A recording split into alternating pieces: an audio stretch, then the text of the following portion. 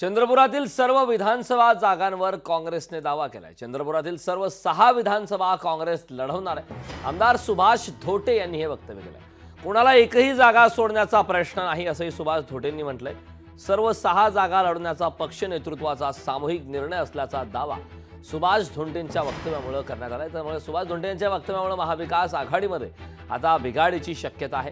दरम्यान याबाबत सुभाष धोटेंसोबत बातचीत केलेली आहे आमचे प्रतिनिधी अनिल ठाकरे यांनी। लोकसभेच्या घोघसी यशानंतर आता चंद्रपूर जिल्ह्यातील 6 विधानसभावरती आता काँग्रेसने दावेदारी केली आहे। नेमकी काय दावेदारी आहे?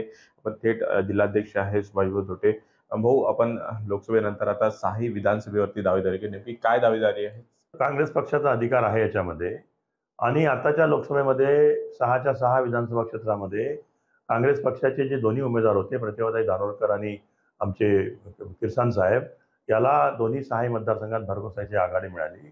आणि नैसर्गिकरित्या सुद्धा जेव्हापासून या डिलिमिटेशन झालं, म्हणजे बल्हारशाह विधानसभा मतदारसंघ वेगळा झाला, तिकडे गडचिरोली लोकसभा मतदारसंघ वेगळा झाला, तेव्हापासून 2009, 2014, 2019 आणि या सगळ्या वेळेस काँग्रेस पक्ष 6च्या 6 जागा लढलेल्या आहे। आणि काँग्रेस पक्षाने मागच्या वेळेस 3 जागा जिंकल्या, 3 जागा आमच्या पराभूत झाल्या। आणि ज्या ज्या मतदारसंघामध्ये तुम्ही जर बघाल तर तिथली जिल्हा परिषद असो, तिथली नगरपालिका असो, तिथली नगरपंचायत असो, सोसायट्या असो, या सगळ्या काँग्रेस पक्षाकडे आहे। काही लोक जरी दावा करत असले तरी त्याच्या दाव्याला काही अर्थ नाही आहे।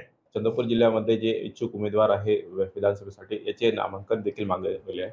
आतापर्यंत किती नामांकन अर्ज आले आहे आणि कोण कोण? नाही, माझ्यापाशी तसे काही लोकांनी फॉर्म घेऊन गेले, पण अजूनपर्यंत ते 20,000 DD आणि अर्ज आले नाही। त्याची प्रक्रिया आता 10 ऑगस्टपर्यंत आम्हाला अर्ज गोळा करायचे असल्यामुळे काही लोक आणून देतील किंवा काही लोक डायरेक्ट मुंबईला पण देऊ शकतात। ते काँग्रेसचे जिल्हाध्यक्ष सुभाष धोटे। अनिल ठाकरे, लोकशाही मराठी, चंद्रपूर। लोकशाही मराठी ऐका, पहा, जागरूक रहा।